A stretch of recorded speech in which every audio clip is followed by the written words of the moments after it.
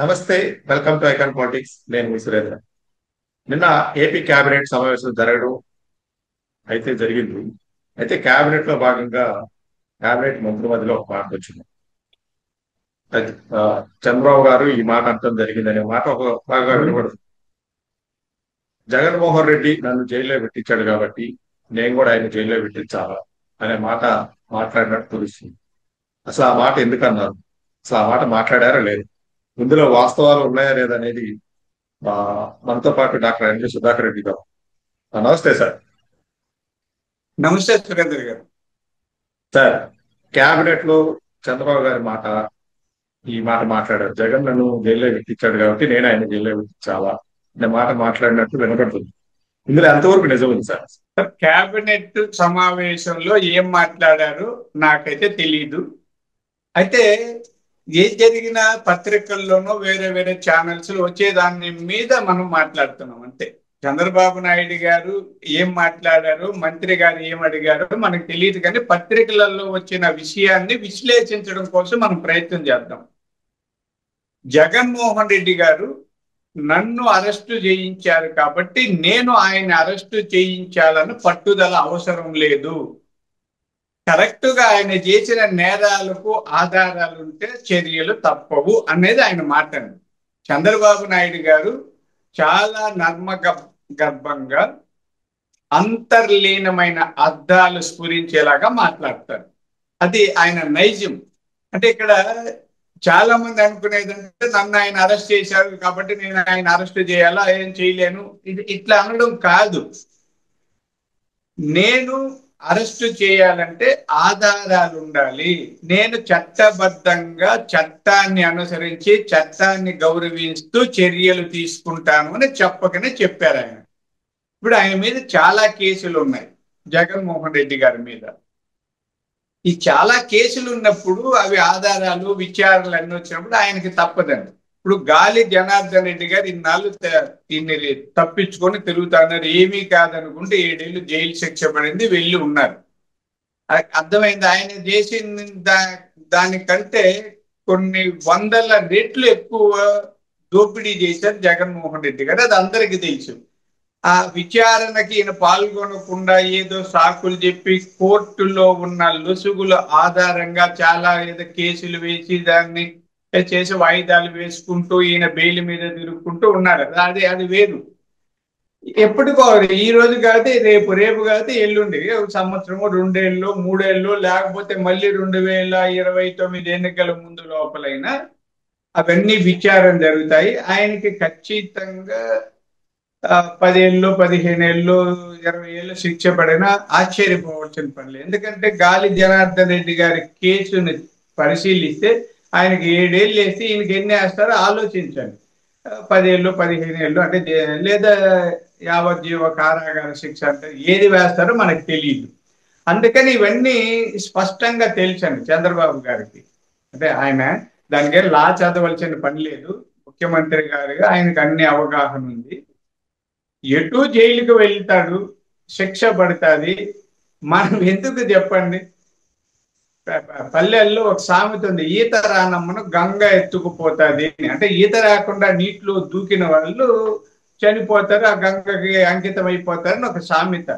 జగన్మోహన్ రెడ్డి గారు ఎటు తప్పు చేశారు, వెళ్తాడు, ఆయనే జైలుకి వెళ్తాడు. దానికి మనం ఎందుకంటే నెత్తిన పెట్టుకోవాలి, పోయేవాడు పోతాడు కదా, ఆ నింద మనకెందుకు అని.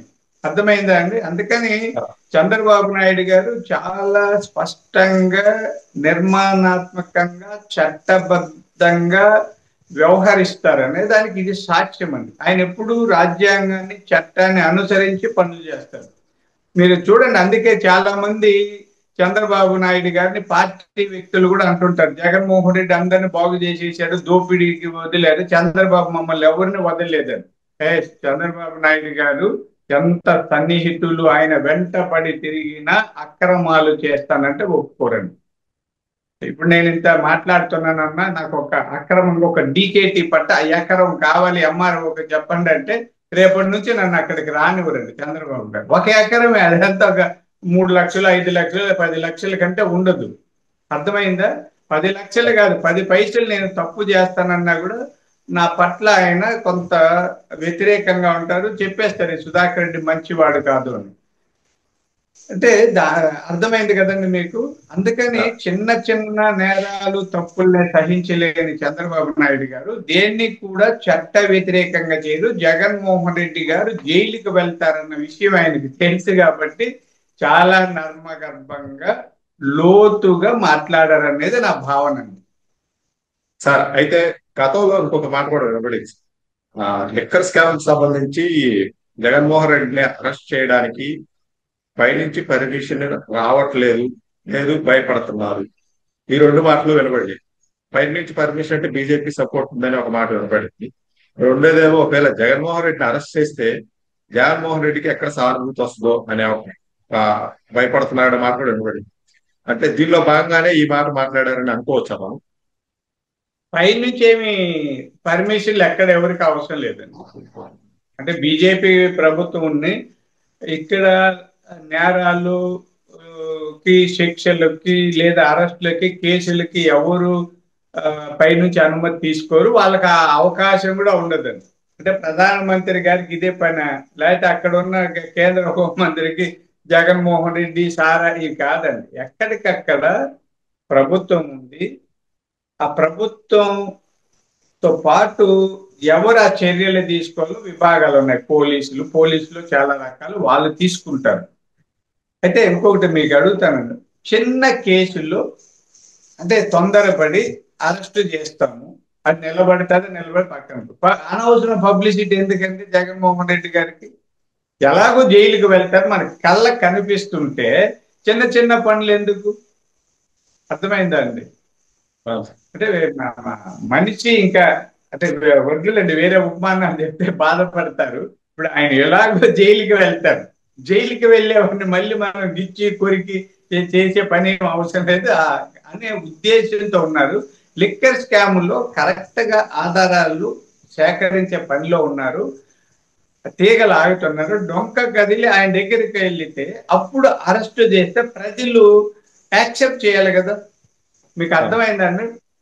జగన్మోహన్ రెడ్డి గారి మీద కేసు ఉంది, లిక్కర్ స్కామ్ ఉంది, ఆయన ఆధారాలు దొరుకుతున్నాయి, ఎప్పుడో ఒక రోజు ఆయన అరెస్ట్ అవుతారని ప్రజల్లో బాగా నమ్మకం కుదిరిన తర్వాత అరెస్ట్ అయ్యారనుకోండి, జనం నిజమే కదమ్మా తగిన శాస్తి జరిగింది అంటారు. అలా కాకుండా తొందరపాటుతో అరెస్ట్ చేశామనుకోండి, మన ప్రభుత్వం ఉందని అక్రమంగా అన్యాయంగా అరెస్ట్ చేశారు అంటారు. జగన్మోహన్ రెడ్డి అక్రమంగా చంద్రబాబు నాయుడు గారిని అరెస్ట్ చేసి రోజంతా రోడ్ల మీద తిప్పి జైల్లో పెట్టి జైల్లో జైలర్లకు చెప్పి ఆయనకి అసౌకర్యాలు ఇవన్నీ కల్పించడం వల్ల చిత్తుగా ఓడిపోయారా లేదా చెప్పండి. మీకు కూటమి ప్రభుత్వం అధికారంలోకి రావడానికి ఒక ప్రధానమైన కారణాలలో చంద్రబాబు నాయుడు గారి అక్రమ అరెస్ట్ ఒకటి, అది అందరికీ తెలుసు. పవన్ కళ్యాణ్ గారు మనసు వికలమయ్యి నేరుగా రాజమండ్రికి వెళ్ళి చంద్రబాబు నాయుడు గారితో కలిసి మేము కలిసి పోటీ చేస్తాం, ఈ దుష్ట పరిపాలన వద్దు, మాకు అధికారం ఉన్నా లేకపోయినా మాకు అవసరం లేదు, కానీ జగన్మోహన్ రెడ్డి గారి లాంటి అరాచక రాజకీయవేత్తని ఇంటికి పంపాలంటే మీకు మేము మద్దతు ఇస్తామని పవన్ కళ్యాణ్ గారు వచ్చారా లేదా? అంటే పవన్ కళ్యాణ్ గారిని జైలు దగ్గరికి పంపింది ఆ దుష్ట చర్య కదా. పవన్ కళ్యాణ్ గారు బీజేపీ టీడీపీ కలిసి కూటమిగా ఏర్పడడానికి మూలమైంది ఆ అరెస్టే కదా. అందుకని రాజకీయాల్లో తొందరపాట్లు ఉండకూడదండి. లేడీకి లేచిందే పరుగున్నట్టు కుదరదు. అంటే లేడీ అంటే అది లేస్తానే ఎందుకు పరుగు తీస్తుంది అంటే శత్రువులో పుల్లో ఏమి తింటాయి కానీ తప్పించుకోవడానికి. రాజకీయాలు అలా లేదు, చట్టాలు అన్నీ ఉన్నాయి, స్పీడ్ బ్రేకర్లు కూడా ఉంటాయండి. మనం స్పీడ్ బ్రేకర్లు చూసుకోకుండా డ్రైవింగ్ చేస్తే డేంజర్. అందుకని చట్టాలు పద్ధతులు ఇవన్నీ కూడా స్పీడ్ బ్రేకర్స్ మనకు. కాబట్టి చంద్రబాబు నాయుడు గారు చక్కటి అనుభవం కలిగిన డ్రైవర్ అండి, పాలనా డ్రైవరు. ఆయన కరెక్ట్ గా నిర్ణయం తీసుకుంటారు. జగన్మోహన్ రెడ్డి గారిని సమయం చూసి జైలుకి పంపుతారు. థ్యాంక్ యూ సార్, మీ అభిప్రాయం తెలియజేసినందుకు ధన్యవాదాలు సార్.